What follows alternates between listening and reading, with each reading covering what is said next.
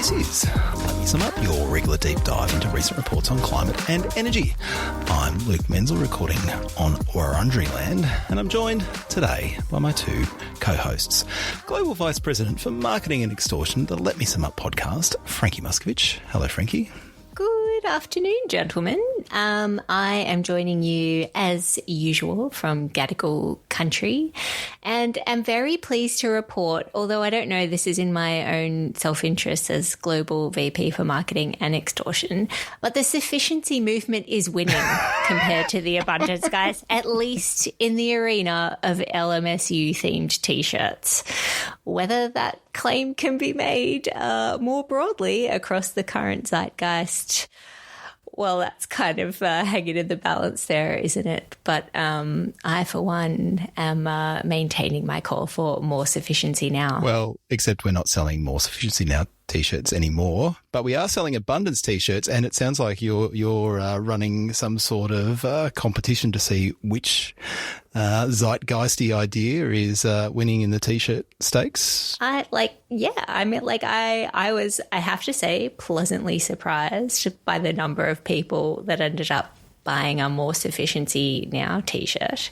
And equally, the demand has been relatively subdued for abundancy. Like, have people just had enough? Are you abundanced out?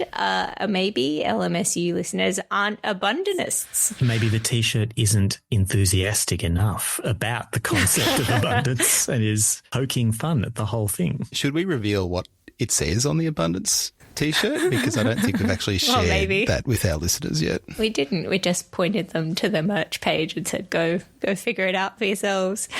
It says, the front of the T-shirt says, "No, I haven't read Abundance. That's what podcasts are for." and then on the back of the T-shirt has the Let Me Sum Up logo.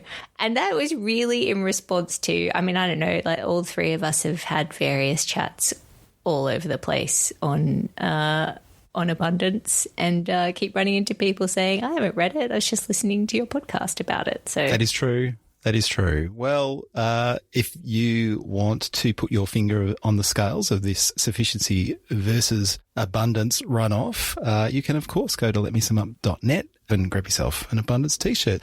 All right. We are also joined by a man who is already preparing to wow the cosplaying community with his outfit for the PAX Australia Gaming Convention in October.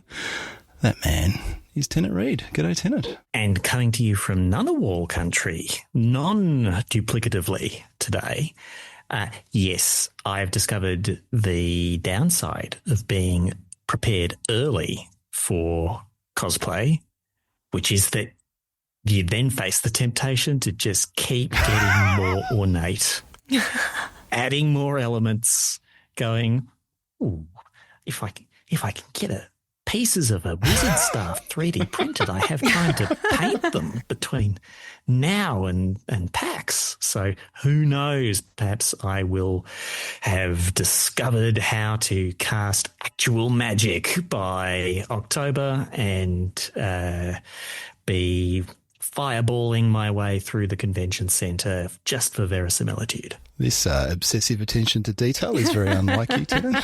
There's a first time for everything. On this week's show, we look at a paper on what increasing strategic competition between the US, the EU and China means for global climate action. But first, Productivity Palooza 2025 reached fever pitch in Canberra last week as the great and the good convened for Treasurer Jim Chalmers' Economic Reform Roundtable. There was a lot on the agenda, including a few things directly related to climate and energy. Right, Frankie? So there was a lot that was sort of climate focused, but also climate adjacent, I'd say, across the 3 days. And so I think, amongst the participants at the roundtable, there was, for example, a very strong focus on environmental reforms and approvals. That was a really key focus on day 2. And within that, obviously, a lot of people in the climate space saying, approvals are neither, or the current environmental reforms are neither serving our environment, nor the need to get stuff done, like build renewable energy infrastructure, or new housing, or, refer abundance agenda item under here. So there was it seems like, unanimous agreement that those reforms are sort of well overdue, but also I think almost universal support and acceptance of some of the things that the Productivity Commission had bowled up in their interim report too. Murray Watt, Environment Minister, seems very bolshy on getting the EPBC Act reform done. I think he's even signalled he reckons that could happen by Christmas, which seems very ambitious to me. But I think ambition is good and necessary. But then, there are other ideas, as we said, that the PC bowled up. So this idea of having a bit of a strike force, or people that have experience in, renewables specifically from an environmental compliance perspective, that could help basically hold hand and kind of streamline and sort of steer projects through the process, as well as the idea of having a coordinator general that's going to have oversight over those energy specific projects, and potentially help kind of grease the wheels, particularly when it comes to priority projects in agreed go zones and things like that. So those ideas seem to have pretty universal appeal through the roundtable, and safe to say you could see some of that going straight ahead. A couple of other things worth mentioning, and keen to obviously get your thoughts on it. One was the idea of road user charging was obviously getting a huge kind of lead in, and a lot of discussion around that. I would say there were quite a few different issues that are being bundled together here in that, in that vein. You've got a bunch of people including probably a couple of us here on this call, that were calling for, the idea of removing things that send distortionary signals to a market, like fossil fuel subsidies, like the diesel fuel rebate, for example. So there were calls to phase out those kind of concessions. Equally, there was an acknowledgement that we've got declining fuel excise receipts, we've got growth of EVs, and then therefore a declining, obviously tax base for that fuel excise. And, I guess a need to, or a desire to try and link that funding to how we actually fund roads in the first place. And it feels like what's come out of this is that they're going to throw a blanket over a bunch of that, if not all of it, and farm it off kind of into the process to get more into the nitty-gritty of fleshing out what a more universal road user charging sort of reform looks like. Is that basically where we've landed? And there's a options paper that is being presented to a meeting of state and federal treasurers in early September, I think. But I do believe that the treasurer on Insiders last weekend said the road user charge is going to be EVs only and not become a universal one, as many stakeholders, including my lot, had called for. So far, it is a relatively softly approach. You could have seen the inevitable decline of the current fuel excise as an opportunity for a broader reform, which could take a few directions. And I think the government seems to have decided that that would be biting off more than they can chew, and keeping it to the thing that is most obviously breaking in the current system will do them.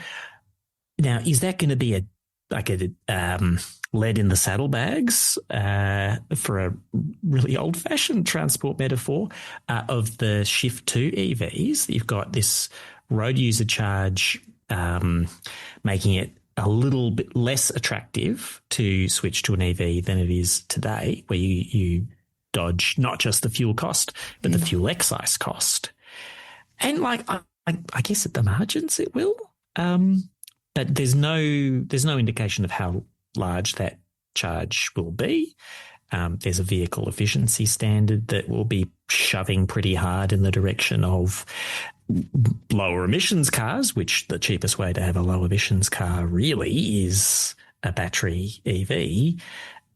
So I think the transition to EVs will be silently roaring along with or without the distance-based charge, as long as it's not a complete administrative nightmare to actually participate in. No, I think that's the trick, right? And there's various ideas floating around. Certainly, I think in that same interview, the Treasurer canvassed options, including just focusing on heavy vehicles in the EV space in the first instance before going to passenger vehicles, sort of a phased approach, or doing something more comprehensive and targeting them all at once. Just from a change management point of view, with a reform this complex, it sort of makes a bit of sense that you'd start with a smaller cohort and look to get it right, and that's the case whether you're looking to go from heavy vehicles to like passenger vehicles, or indeed going from EVs to a more substantive reform, which replaced fuel excise with a road user charge. So, yeah, there's quite a bit to kick the tyres on. Interestingly, the Treasurer's careful to point out that they started this process before the election. So this is not a new idea that they're springing on the Australian people post-thumping victory on May 3rd. This process was already in train and they're just continuing to work the process. Yeah, which feels like the guardrails they've set for themselves in a bunch of areas across productivity Palooza, including the broader tax reform piece, which, you know, I'm sure we could chat about at length, but let's not. The other one before we get to the one that's captured a little bit of attention and debate was also just that there were a few different things in the wash around trying to remove roadblocks to investment a couple of different ways. So one idea that certainly seems to be gaining huge amounts of traction, and the Treasurer said he'll review, is the superannuation performance benchmark test.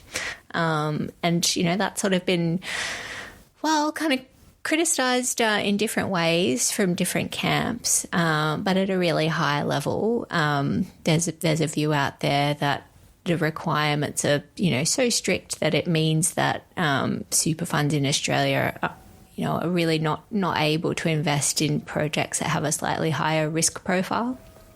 And so, you know, insert critique, super funds invest in, you know, energy infrastructure and build-to-rent housing and all these other things overseas, and less so domestically. And so that seems like something the Treasurer is keen to revisit, even though there has been work done on that previously. The other one that I think could be quite interesting in the climate space as well is looking to assess the effectiveness of special investment vehicles and their role in kind of enabling investment, because there are, you know, a bunch of climate related ones that not just include the CEFC and ARENA, but the National Reconstruction Fund. And so I think that will be a really interesting space. And I guess will depend on how broad that kind of assessment is and what's on the table potentially for change. But yeah, there's a couple of really interesting ones in there to see how that shakes out as well.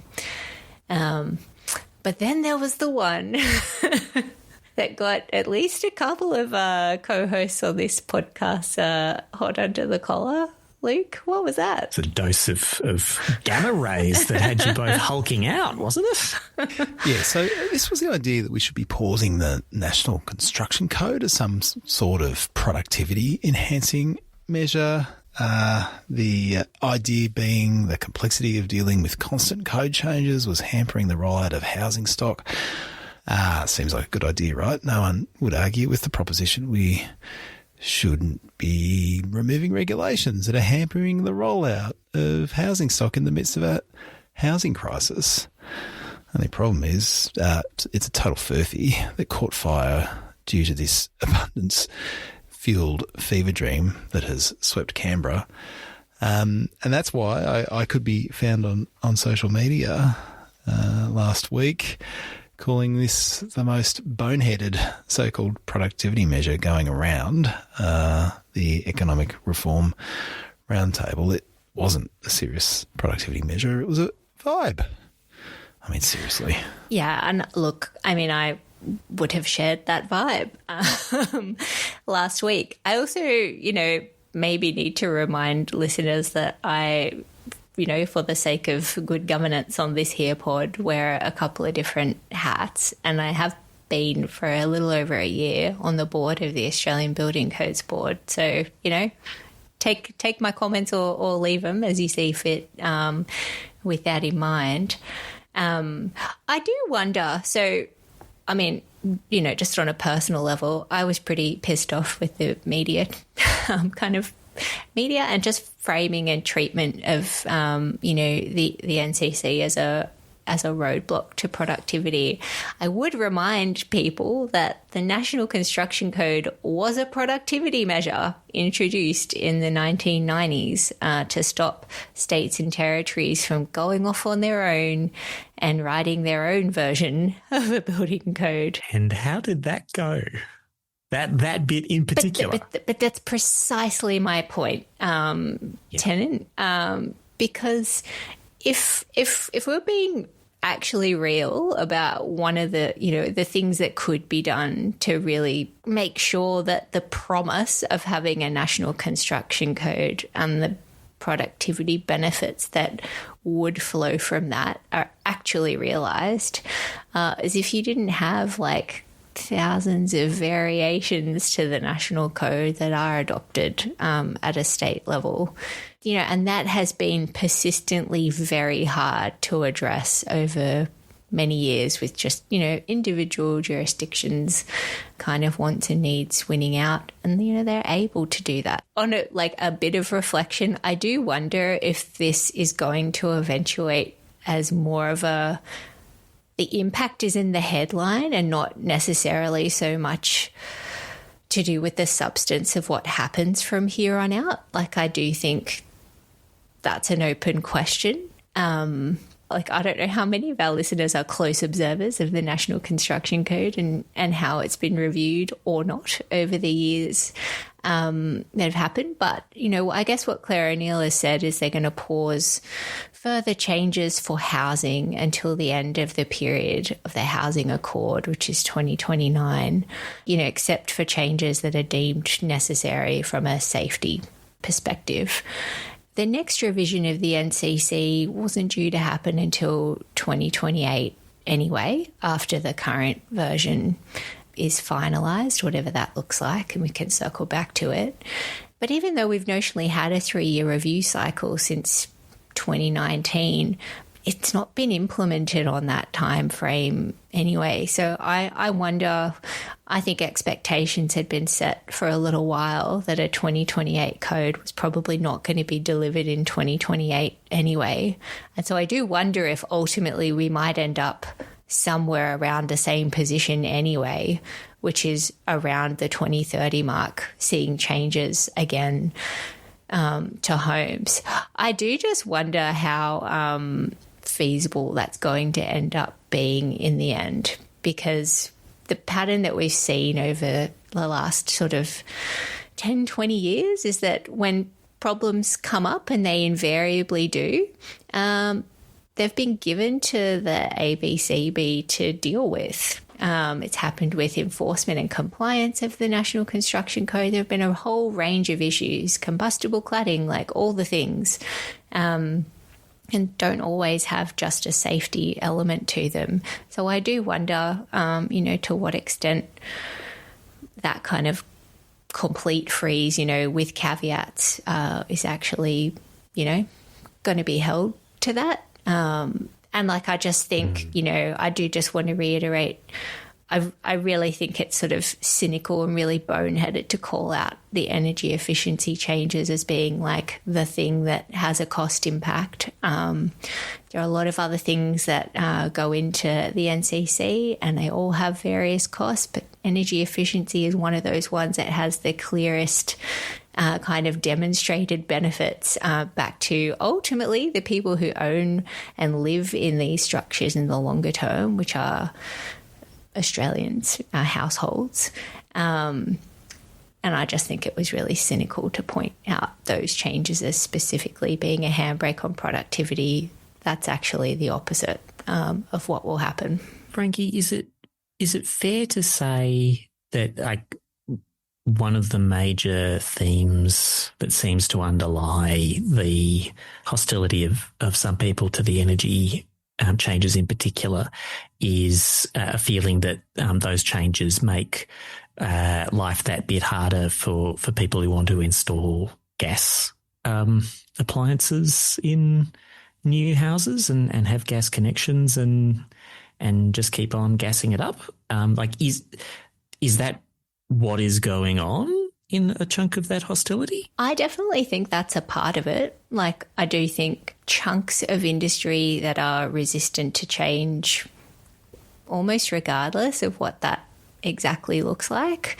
And the other thing to think about here is, like, the industry that builds homes. Like, we haven't really changed the way we build homes in hundreds of years. It's actually like one of the least productive, if you want to think about it in that way.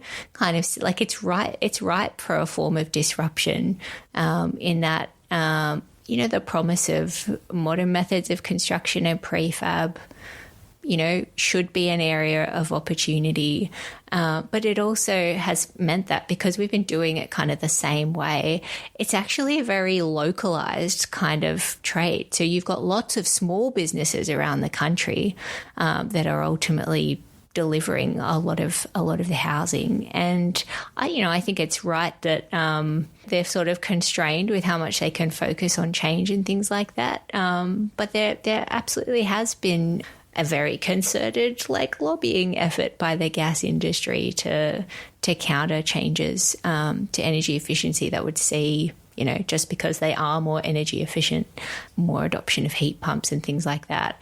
And, one of the things, again, that will be just a bit boneheaded and things that could have been done and probably will be done at a state level now in the absence of national leadership is not allowing gas connections to new homes. Why would we make that problem worse over the next 5 years? I must say, speaking on behalf of Australia's Pachycephalosaurus community, all these negative references to boneheadedness are deeply offensive. I'm just delighted you've picked up my word of the moment, Frankie. This is great. So taking a step back, there were fears among stakeholders with a keen interest in, good minimum standards for new construction, that we would see a more significant pause, that potentially there could be some attempt to roll back changes that were made in 2022. It was all looking a bit hairy there for a couple of weeks. As you'd expect, those stakeholders made their views very clear and ensured that the government was under no illusions as to the damage this would cause, not just to, the implementation of those minimum standards and consumer protections, but importantly, the interaction with other elements of, I guess, the climate and energy transition. We need new homes to be paying nicely on the grid. Increasingly, a lot of the energy changes that are associated with the code are actually to ensure that that's taking place. Things like making sure switchboards are appropriately provisioned to accommodate EV chargers in the future. Stuff that is actually saving building owners and occupants money down the track because they're not having to do costly upgrades, fixing things that weren't put in place properly in the first place. This is all eminently sensible stuff, and ultimately by making the right provisions at the outset, you're saving money down the track. And so I think that message was heard, and it's why ultimately when the media release came out, it was kind of like much ado about nothing in the end. 2022 retained, there's going to be a 2025 code. We'll see what's in that. And then the 2028 revision, pushed out to 2029, which, I would say, all the things that we could and should achieve in terms of streamlining the code, I would imagine that we should be able to achieve that within 3 years, particularly with the help of all that AI fairy dust that's being sprinkled over the code over the next little while. Shouldn't that be speeding things up? I don't know. But nevertheless, a 1 year delay is not the end of the world. I think, interestingly, there is a suggestion that they'll be reviewing how regularly the code is updated thereafter. And that's something that certainly my organisation is going to be taking quite a bit of interest in, because I would have thought that from a productivity perspective, what's productivity about? It's getting better at doing stuff. And how do you get better at doing stuff? Staying on the balls of your feet and updating things as new technologies arise, as the situation changes. Pausing things doesn't seem like the best way of achieving those productivity outcomes. But in the world of possibilities for where we could have ended up post productivity Palooza and the NCC, I don't think this is the worst possible outcome. I think the announcement was intended to speak to a cohort, and it's done that. And I think the substance will actually end up being a fair bit more modest. I think just on your point on future revision cycles, I think there is, I think there would be a risk of making a decision about that too quickly. I think if it's true that, you know, and I think, as I said earlier, we haven't managed to stick to a 3-year review cycle really at all since we've notionally had one. So some folks will say, well, that's justification for having a longer review cycle, like 5 years or something. I think you probably want to give a bit of time and space for some of the stuff. Like, I'm not talking about the AI magic fairy dust element of it, but just if there are things that...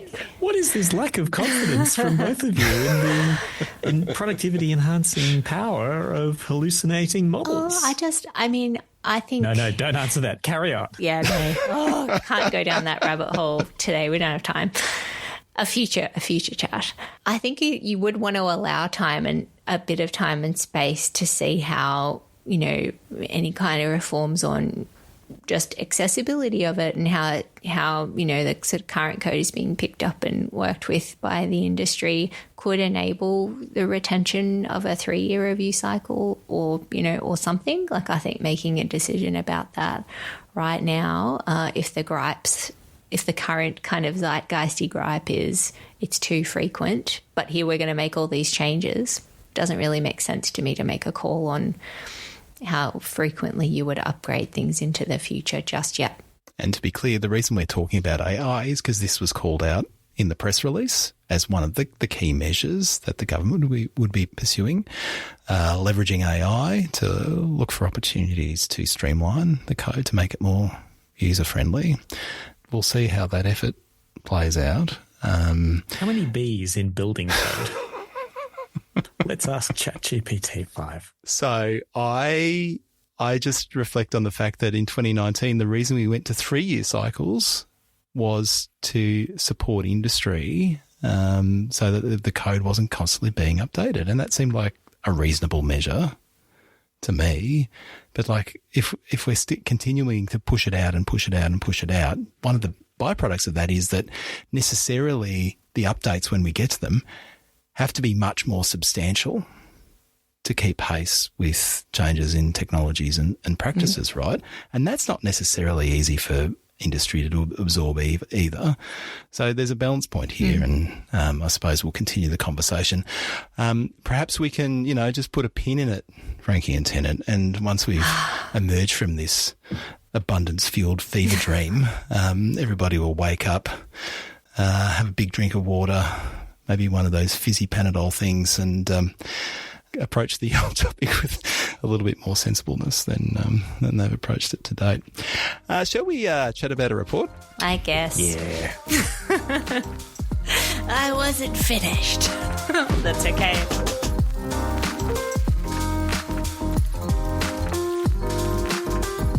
The inauguration of the second Trump administration heightened attention on a reality that some have been pointing out for many years.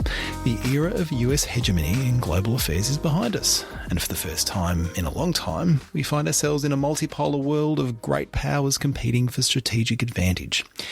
This new world order introduces a high degree of unpredictability to global affairs in general and poses particular challenges for collective action problems like climate change. It is the implications of great power politics for climate action that is the focus of a recent paper from Michael A. Melling titled In the Vortex of Great Power Competition, Climate, Trade and Geostrategic Rivalry in US-China-EU Relations. In it, Melling describes the historic climate policy trajectories of China, the US and Europe, and explores how increasingly aggressive competition in trade, security and industrial policy is complicating these trajectories. He then describes 3 scenarios for global climate action that could emerge in the short to medium term. These range from the collapse of any serious effort to tackle climate change to great power competition spurring a so-called race to the top in an effort to seize an advantage in critical climate-friendly technologies and supply chains. I found all this pretty thought-provoking, Tennant. What did you make of it? So I enjoyed this paper a lot. It's not a huge one. About 35 substantive pages and a lot of cited works. It's an academic paper, but the kind that is quite entertaining to read. And for like 35 pages of substance, I had like 8 pages of notes and thoughts. It's very thought-provoking. I think it's worth situating a bit for listeners who are not like international relations people. We've gone through a unipolar moment in the aftermath of roughly from the end of the Cold War to a couple of unhappy years into the Second Iraq War, where the US was just the biggest and the bestest at everything, making the rules, enforcing the rules. There was a multilateral order, but it was safeguarded by, like it represented the views of the US in a fundamental way, and it was undergirded by their power. And then their power got kind of frittered away to some, or at least weakened. There was a sense that maybe there was going to be a more multilateral world where the rules-based order carried on and the US couldn't necessarily just throw its weight around when it wanted to. But now to people like Melling and like a lot of other people, it looks like the multilateral order isn't going to be calling a lot of shots either. It is a multipolar world of great big powers that have their interests, have their views, and they act and jostle together, and sometimes they agree and sometimes they disagree. And Melling is applying a familiar in international relations circles frame of time for some game theory to look at how the 3 powers that he's focused on, the US, China, and Europe, how they might interact when their respective ability to agree stuff at the international level is constrained by what their domestic stakeholders will find acceptable according to their respective domestic processes. So that's the 2-level game that he's talking about. And he's got these 3 illustrative scenarios for how those things could play out. He's not trying really to predict the future, but to give us, as in some other papers we've looked at, some outlines of what that future could be. And like I saw a lot of reality and realism in all 3 of these scenarios. Broadly, one before we get to the scenarios, one other thing that he's keeping in the foreground is just how much climate and trade, or climate and industry policy, industry development, have come to impact each other and to shape geopolitics in recent years. And we can go into that overlap in greater detail. But the 3 scenarios that he's sketching are, none of them is like a return to, if we ever were in an era of PS multilateralism where the rules-based order just decides things. Instead, a world of competitive cooperation where the push by China and Europe, and even still to some extent, in this scenario, the US, to shape the future of the energy system results in a race to the top. They're promoting green industry growth and different technologies and their respective abilities to make and sell those things in a way that ultimately does get us roughly to where we need to be on climate. 2, the bad one, the geopolitical fragmentation scenario where rising nationalism and the break of the US from the whole enterprise of attempting to do anything positive on climate change drives weakness and sort of political retrenchment in Europe, and China prioritizes hard and coal-based security over energy transition. And then thirdly, the reversed leadership scenario where there is a guarantor of the international order, but it ain't the US anymore. It's China leaning into its industrial supremacy and deciding to go big on climate for multiple domestic reasons, but building or reshaping the international order around that.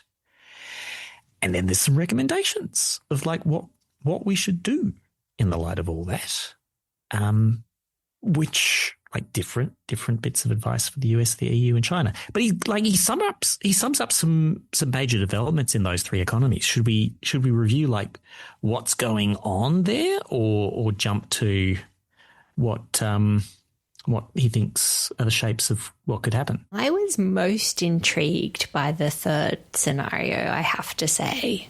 And I think like I agreed with something we were talking about earlier, where really China is the country that does loom larger than the other kind of 2 jurisdictions across the 3 scenarios. Yeah. Europe come across as somewhat second rate in Mehling's view. Like they're doing some stuff. They're having an impact, but they're very much wavering in his scenarios. Yeah. And having distinctly second order impact. Yeah. Like that's sort of, I guess, not necessarily that they're kind of ceding the leadership role that they've taken like across all 3 scenarios, but I guess the way they kind of morph at least into this in this 3rd scenario is more of a facilitator than anything else, not so much setting the tone. And the thing that really jumped out to me is a lot of what's in that scenario with sort of China setting up looks very plausible to me, in terms of that they're already positioned, right, as being completely dominating various parts of sort of clean energy supply chains. And the other thing that this paper sort of focuses on, like it does call out very specific policies that some of these different jurisdictions are using, and it makes a big deal of the Belt and Road Initiative that China's had in place for some time, and the way that might be kind of morphed and evolved over time to focus on, like to have different bents to it.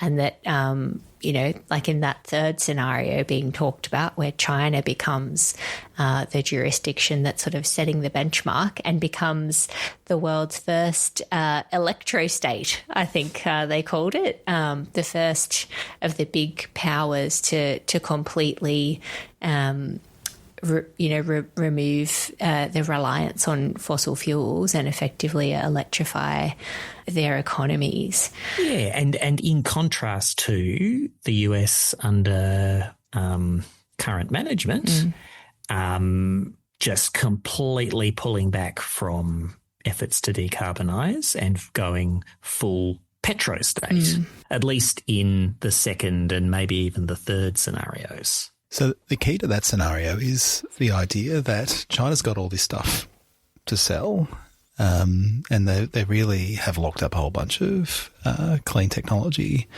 supply chains. It is in this telling, absolutely in China's interest to encourage the rest of the world to decarbonise, because they will be the primary supplier of all that stuff that the world needs Totally. to decarbonise. And so they're not necessarily just doing this out of altruism. It makes economic sense. And the paper does quite a good job in kind of unpacking the current contradictions internally within each of these great powers as they exist in 2025.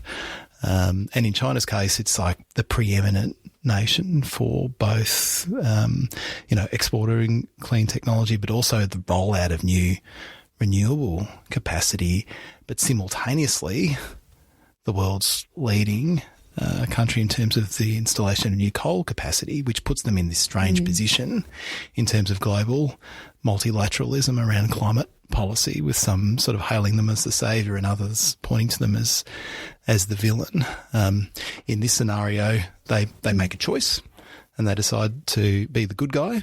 And as a result, the US falls away, and Europe, after some prevarication, goes, okay, well, you guys are doing the right thing, so we'll hitch our wagon to you instead of the US. Well, and just that, I guess that inflection point, you just sort of touched on it there, where really the thing that kind of sets them on that path to claim that kind of leadership is that they do kind of call it for fossil fuels domestically, and at least in the game theory of what's put forward here, it's as much about meeting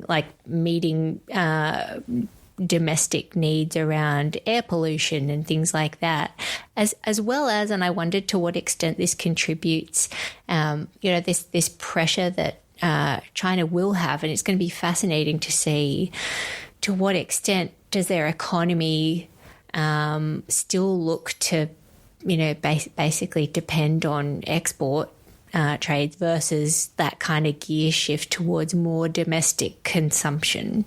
Of all the clean energy stuff that they're making.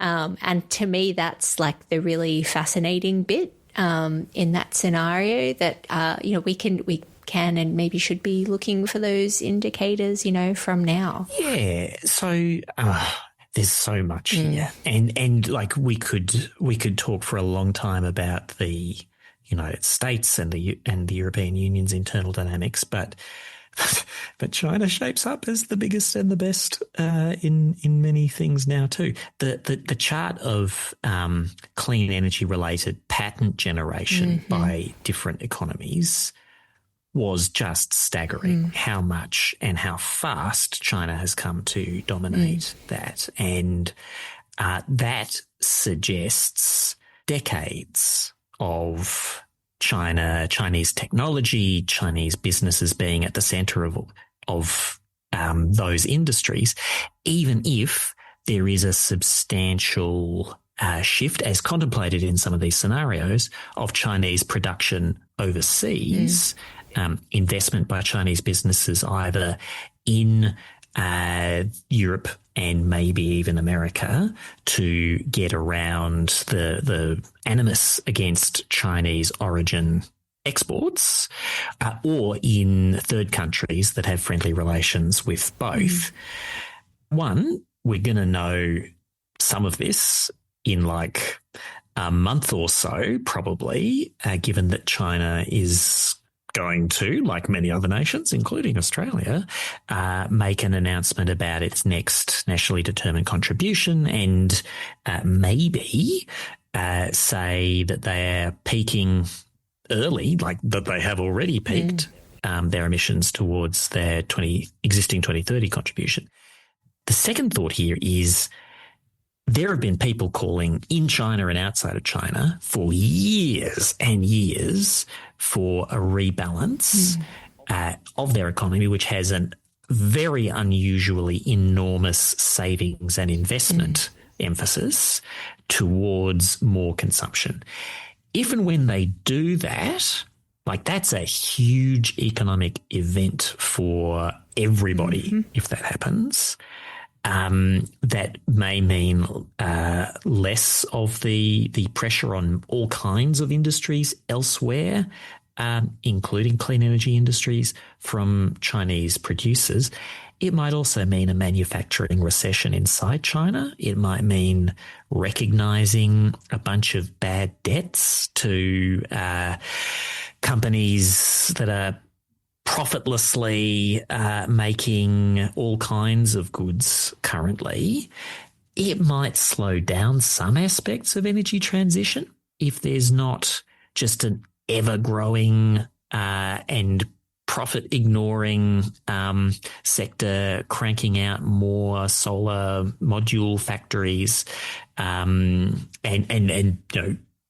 driving down the cost of new solar, not just through innovation, but also through involution, the hyper-competitive drive that removes profits. And it gets a little unpredictable what the shape of all that would be. One thing is, though, it would mean China was more like the development path that the United States has had, where they became the ultra-leading industrial power by the 1940s, and then used that market domination, the know-how and their capacity to both absorb investment and send out investment to bind allies closer to them over the succeeding decades. That could be China's story too, which might entail a Chinese Rust Belt and Chinese complaints about unfair competition from overseas and the loss of good jobs. Who knows? It'll be an interesting few decades if we don't all perish in thermonuclear war in the meantime.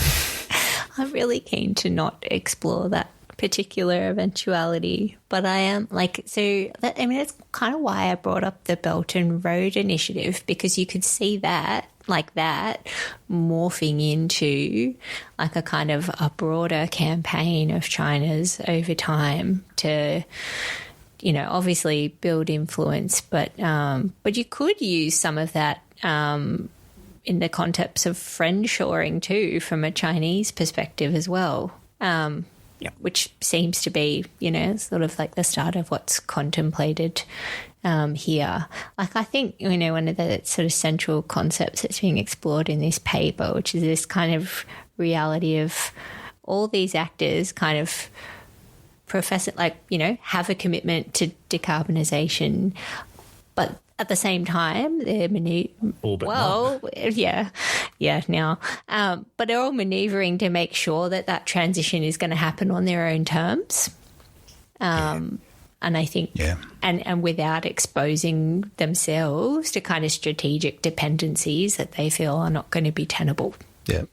So this paper would have been just as relevant had Trump not won the election last year, if we weren't whiling our way through a second Trump administration. But it would have, I think there would have been much more focus on the race to the top scenario, which was scenario one, where, yes, there's great power rivalry, but that manifests itself in great powers, the US, China, Europe, becoming very interested in kind of capturing a stake in the clean technology supply chain, being very concerned about anyone being overly dominant, critical minerals and other key components in that supply chain starting to take on a geopolitical and strategic significance that they didn't previously have.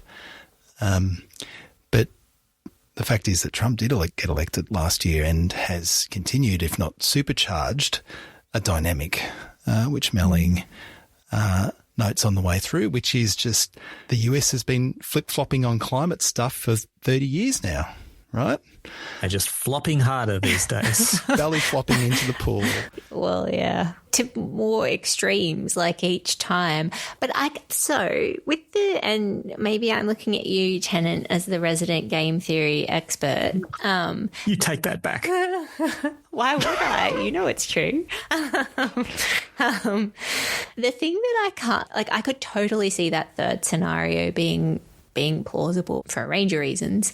The one where it all kind of falls to bits, and like there really is the kind of threat of thermonuclear war hanging over us at the very end of that, where it is sort of every nation for itself. Is there a limitation on the two-level theory with the way that the US is kind of, sort of positioned in that one? Because it basically frames, and again, it's an extreme, but it's like the US ceases from, all kind of ambition on climate. It reverts to being a petro state. It doubles down on, energy dominance. And to me, that just kind of belies the reality of it's a really extreme flip-flop, and that feels like unlikely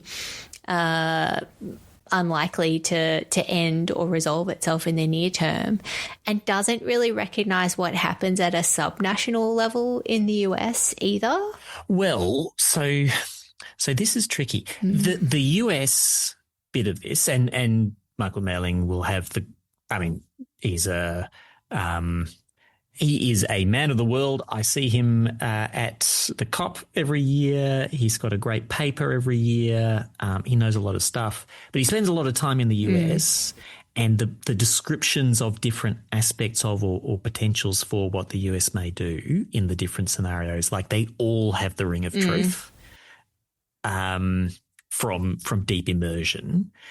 And broadly, they're sort of in the cooperative competition scenario, the US, it retrenches on climate, but it's still got some stuff going on. It's still supporting some clean technologies, and there's subnational action, and there's pushback in the courts and from stakeholders, and like some clean stuff that's useful for the future still happens in the states and with the state's support. And like that is happening. The OBBBA did not take off all the tax credits. It left them in full for batteries, for advanced geothermal, for advanced nuclear, for a lot of clean manufacturing. And there is resistance from the courts, and there are states pushing forward, including Texas, where a recent spate of legislation to stifle renewables was comprehensively smashed in the brief legislative session. In the second scenario, the anti-climate, anti-transition forces in the US take apart all legislative authority and regulatory capacity to do anything about climate specifically, and seek to thwart climate action globally. And that is also actually happening. There is a very good chance that the legal authority of the federal government to do anything about climate will be completely eviscerated by the Supreme Court in deciding on actions and theories from the Trump administration to that purpose. And the Trump administration is trying to monster the International Energy Agency to stop saying difficult things like fossil fuel demand oil demand is peaking by the end of this decade. They're trying to say the World Bank and the International Monetary Fund are straying too far from their mandates on this climate stuff, and they should stop that. They are promoting like nationalist anti-climate weirdos around the world as much as they can. And then in the third scenario, the US is just a kind of an irrelevant joke that nobody pays much attention to. And that is also happening, albeit like a very attention-compelling kind of smiling and nodding and getting on with your life.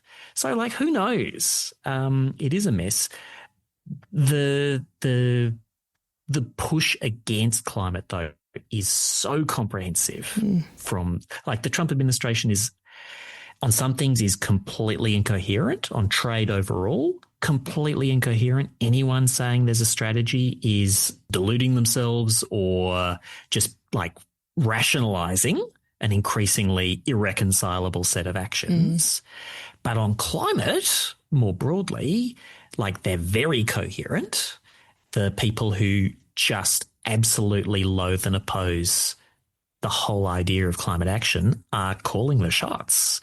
Maybe at some point Trump diverges from those people, and then those people will be like put in alligator Alcatraz. But until then, like they are white-anting every possible source of climate action. And the biggest case for optimism there is the US ain't that big anymore. And if you look at their voting power in those international financial institutions, it's like they've got 16%, 18% of the votes. They matter, but like the US plus Saudi Arabia plus a couple of other petrostates doesn't actually get you a vast voting bloc in those financial bodies. The IEA would miss the like $7 million a year that the US has been giving it, but you know, Mike Bloomberg could sneeze more money at that than that on them if he had to, and he probably will have to. What's really interesting obviously the paper does focus on the US, Europe and China and the interplay between them, but it does kind of reference where other kind of alliances come in as well. Yeah. And I think what's really like kind of interesting for them to map out or at least kind of venture thoughts on is where some of those kind of emerging economies start to position themselves as being more influential. And like in that scenario where it's the, every nation for themselves, US completely kind of resigned to the bleachers and doing what they're currently doing. Groups like BRICS and a BASIC group kind of start to emerge as a bit of a power center, which is like super interesting and like that's also going to be a feature of the future, right? Almost, regardless of what happens with the US sort of at one extreme or the other, like these emerging economies are going to increasingly use their voice. And what's fascinating to think about is whether they will align with one of these big powers or not. Yes, and I really liked this paper. If there was one thing that I was a little bit frustrated by is it was so focused on China and the US and Europe. I mean, it's a short paper. It's necessarily simplified a very complex ecosystem of actors for the purposes of kind of analysing these three scenarios. But like Russia is mentioned on the way through very glancingly. I don't think India is referenced at all. Indonesia doesn't factor. There are these emerging powers that in a multipolar world will have an incredibly significant role and potentially a role which is very disruptive or indeed stabilising if you do get a coalition of diverse countries that takes the view that climate action is a priority. You could get to a point where US recalcitrance is a rounding error in a broader global effort to address climate change. Not saying that will happen, but it could. The other thing that I think it does touch on, which is worth noting, is that there is an X factor in all of this, which is how do global populations react to increasing evidence of climate damage and disaster. Yeah. And how does that translate into particularly the domestic pressures that particular governments have to act or not act?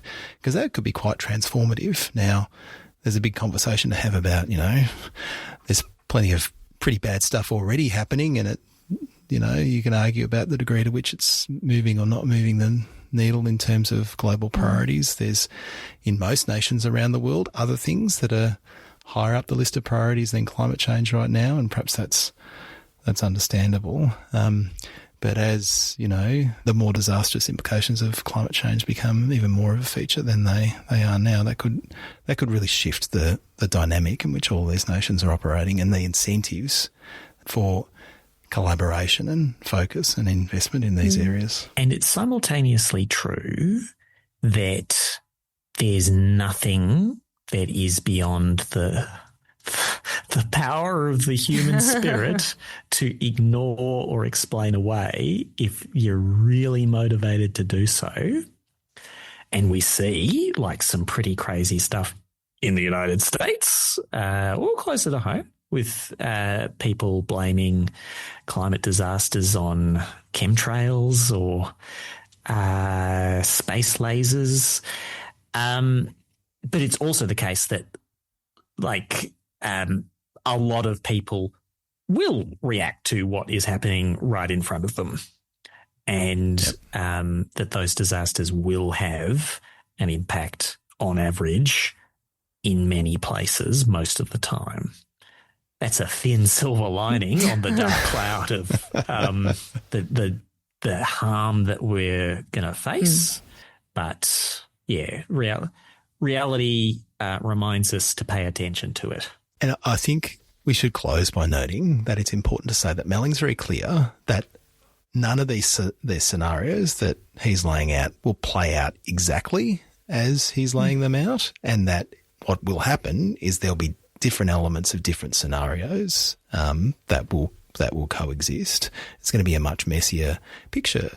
But nevertheless, I felt like this was a really useful sort of thought experiment to think myself into, some of the different ways the world could evolve over coming years, and particularly useful as we look ahead towards COP31 in November next year, in terms of the role that Australia can play in nudging the trajectory of multilateral action on climate in one direction or another. Yeah. Time for everybody to go to game theory training camp in preparation for November, December 2026. I love it.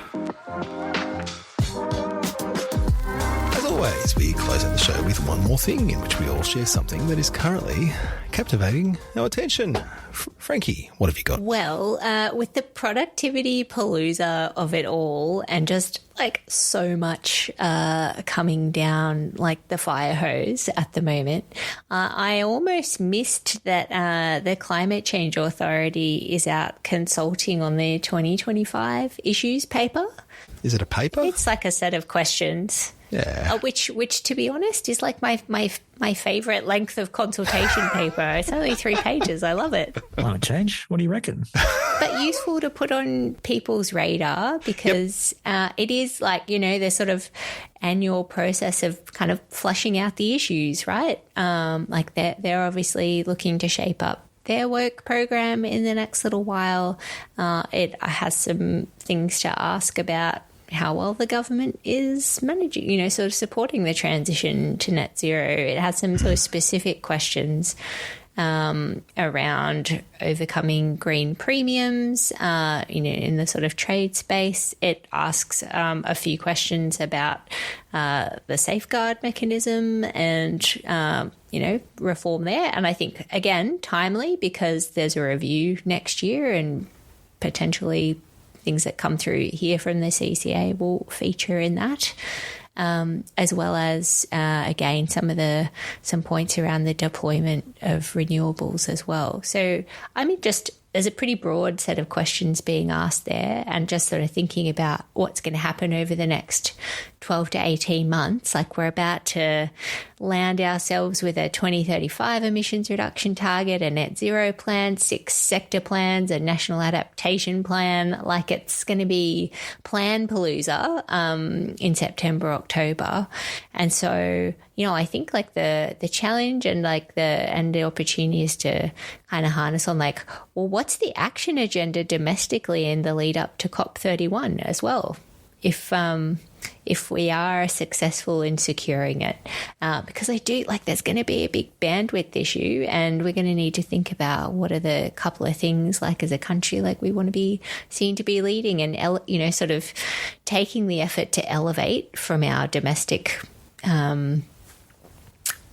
kind of environment up to that multilateral space. And so it's an interesting time. I think if other people like me missed that on first blush, you should go have a look, and if there's anything you feel really strongly about, probably chip them a response.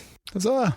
Tenant, what have you got? I want to highlight a speech given by our friend Alison Reeve at the University of Adelaide recently, the 2025 Luxton Lecture, in honour of the late Professor Sam Luxton, where Alison lays out a view of net zero and going from ambition to action that is characteristically very sensible and is also sprinkled with some wisdom from a book that Sam Luxton used to bemuse and befuddle and enlighten his students, Zen and the Art of Motorcycle Maintenance, concluding with the view that the place to improve the world is first in one's own heart and head and hands, and then work outward from there.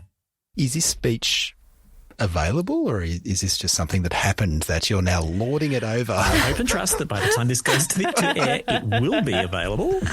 If not, send a stamped self-addressed envelope to Alison. So good. On Alison's behalf, I will suggest people send a stamped self-addressed envelope to you, Tennant. Yeah. Curses. Let's see if I do better with snail mail than email. I wouldn't hold out any hopes, guys. All right. We have some listener mail from friend of the pod, Dylan McConnell, who writes to us, "Hey, folks, listen to your latest pod on the Nelson and PC and just thought I would flag something with respect to visibility of hidden resources. It's not just about small-scale or distributed resources." See below from Tomago in June this year. He's included a chart, which was great. 300 megawatts disappearing at will is a challenge. It's going to be interesting to see how these large loads, where there is increasing price responsiveness, including the emerging data centre loads, will respond or take to the recommendation that they be required to participate in dispatch from 2030.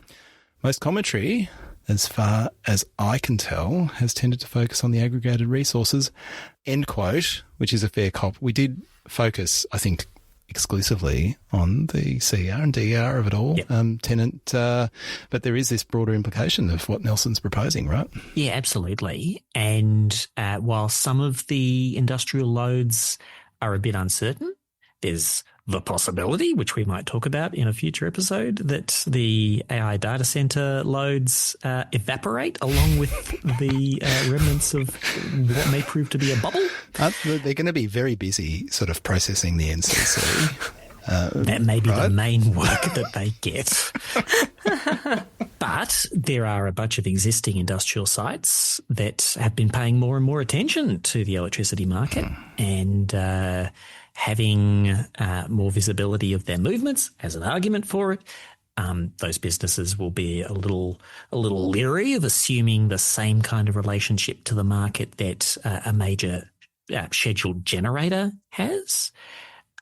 But you know, they may well need to, and there's going to be some in-depth discussions over the next couple of months about exactly that between those users and their loving representatives and the Nelson Review team.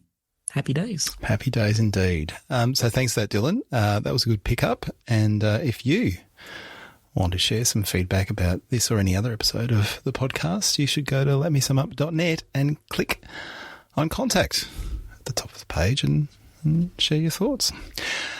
All right, we're almost done, but every fortnight after the show we record a bonus episode called There Is Too Much, in which we slip on some comfortable slippers and cover something we didn't have time for on the main show.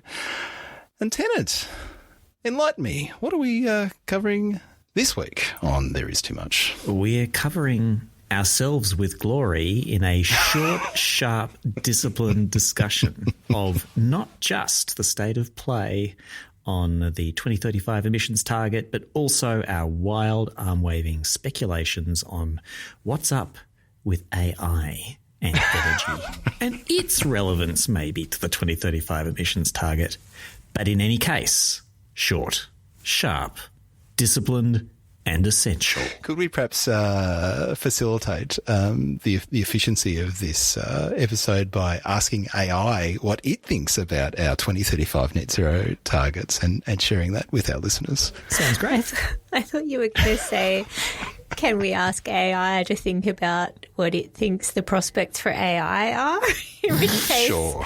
I'd be very fascinated to see what it would have to say. But that's another thing to add to the list, and we're not doing that. So, Not anymore. So, if you're intrigued by that impending chat, you should run. Don't walk to letmesumup.net.